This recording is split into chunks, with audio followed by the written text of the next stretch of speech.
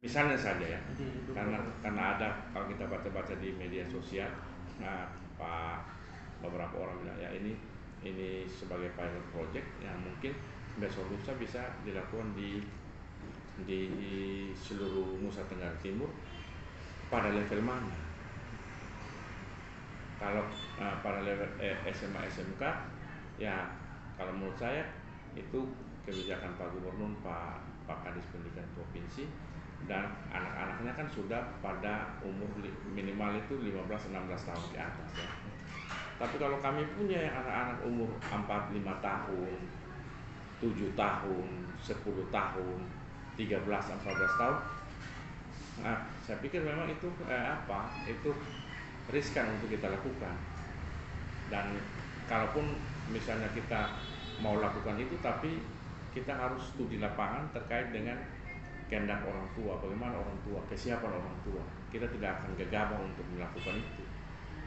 Kalau bagi saya sebagai Kepala Dinas Pendidikan dan Kebudayaan Kota Kupang seperti itu. Ya, jadi begini, kan ini urusan kebijakan provinsi ya, kebijakan provinsi. Kami ini kan bertanggung jawab kepada Pak Penjabat, sehingga kalau kebijakannya Pak Penjabat itu yang kita bisa diskusi lebih lanjut. Tapi kalau ini kebijakan gubernur, kebijakan pemerintah provinsi, kebijakan kadis provinsi, ya saya pikir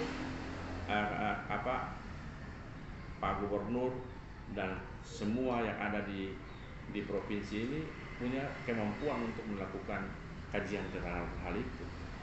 Nah, kami kota kita akan urus untuk PAUD, SD dan SMP. Kita tidak akan urus SMA dan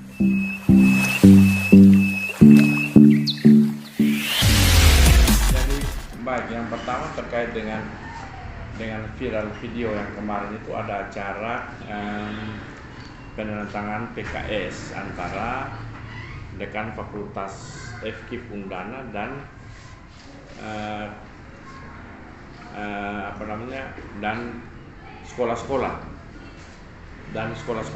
ya.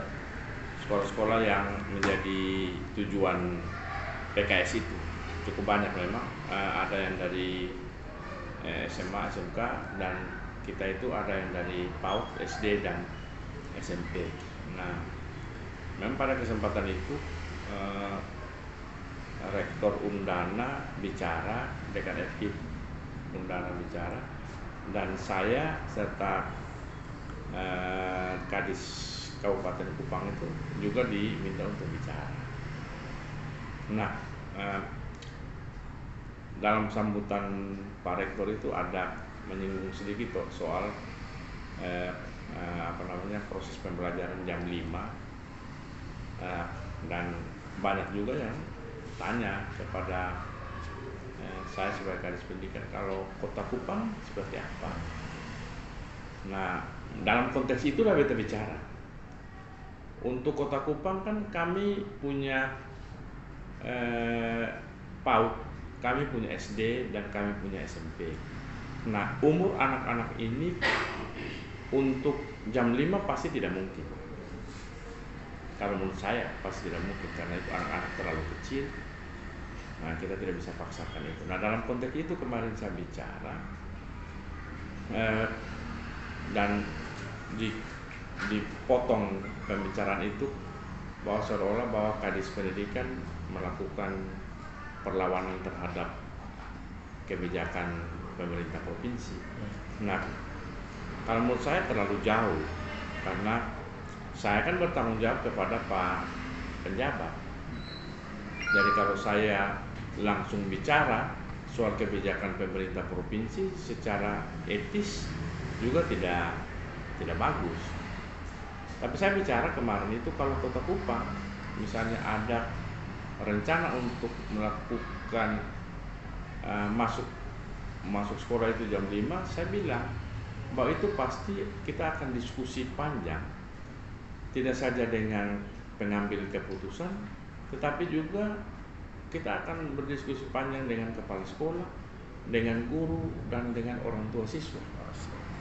Begitu, dalam konteks itu kita bicara, sehingga hari ini mungkin teman-teman datang untuk tanya, saya patut untuk memberi penjelasan bahwa untuk Kota Kupang sendiri kita masih dalam posisi jam sekolah seperti biasa. Ada yang apel setengah 7, ada yang apel jam 7 ya, dan masuk 7.15. Nah, itu yang kita lakukan.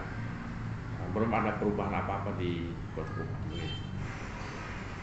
Kalau pada level SMA SMK ya, kalau menurut saya itu kebijakan Pak Gubernur, Pak Kadis Pendidikan Provinsi, dan anak-anaknya kan sudah pada umur minimal itu 15-16 tahun ke atas ya.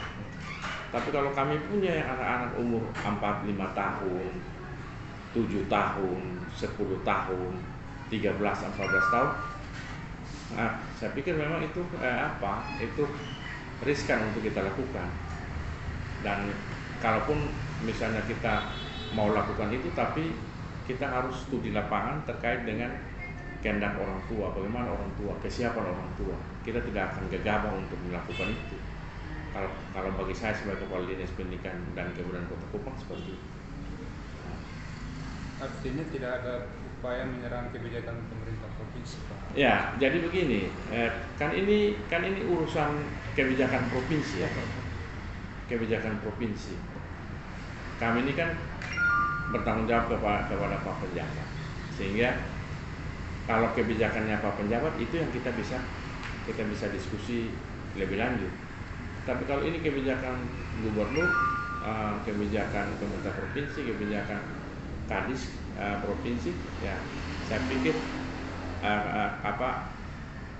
Pak Gubernur dan semua yang ada di provinsi ini punya kemampuan untuk melakukan kajian terhadap hal itu. Nah, kami kota kita akan urus untuk PAUD, SD dan SMP. Kita tidak akan urus SMA dan SMK. Kita sudah dibagi kerja berdasarkan undang-undang. Kita harus tahan diri untuk tidak melakukan hal-hal yang sifatnya seperti ada bilang tadi, kita menyerang kebijakan kita. Kita maksimal untuk urus. Istilah kasarnya begini, kita urus untuk PAUD, SD dan SMP saja belum beres 100%. Terus kita harus urus yang lain lagi. Nah, biarkan Pak Linus sebagai Kadis Pendidikan Provinsi dan teman-teman kepala sekolah di sana, saya yakin dari guru punya kemampuan untuk melakukan hal-hal yang harusnya mereka lakukan atau harusnya mereka tidak lakukan.